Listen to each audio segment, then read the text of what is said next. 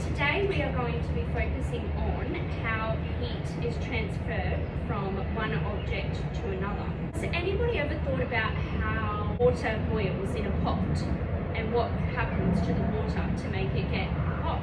Yeah, the stove makes it hot because the hot plate's really hot. Yeah, it is hot to touch, yeah.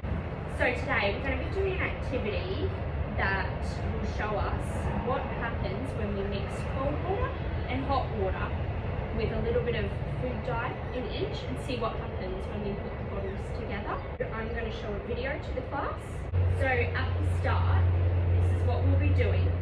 Okay, so we'll have the bottle of hot water at the top and the cold water at the bottom, and the blue and the yellow.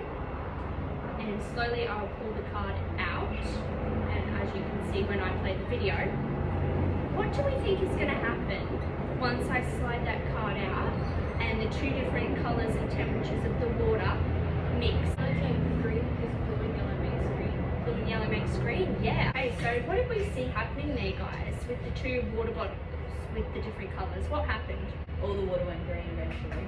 It went green eventually, yeah. Does the one colour mean it's all the same temperature? That's a very interesting idea. Does anyone have any other suggestions? I don't know if the colour means it's all the one temperature. Can you help, please? Yeah, of course. The heat from the water bottle at the top transferring through to the cold water. Yeah, okay. And what do you think happens when the hot water and the cold water mix? It would be becoming the same temperature when the cool water and the hot water mixes together. Yeah, and we can see that happening through the colour change. That is what we call convection. So basically, convection happens in liquids and gases because the molecules in liquids and gases are looser. So you could think of it like social distancing. The particles are more socially distanced in liquids and gases than they are in a solid. When we're doing it with a liquid, as we did in today's activity, as we saw, we talk about the process called convection. Okay? So what will happen to the water is that as it heats up, the particles get lighter and they also get larger.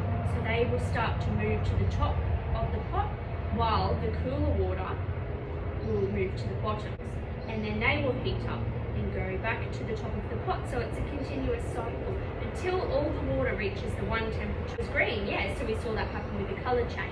How are we all feeling? For a fist to 5, Nikki, you've got a 5 up there. Do you reckon you could have a go at explaining? So when it's water and gas, it's convection, and when it's solids, it's conduction. Yeah, so I think what you mean is that the water is heated up. The molecules inside are light will move to the top, and the cooler molecules will go to the bottom to get heated up, and the process continues until it's the same temperature.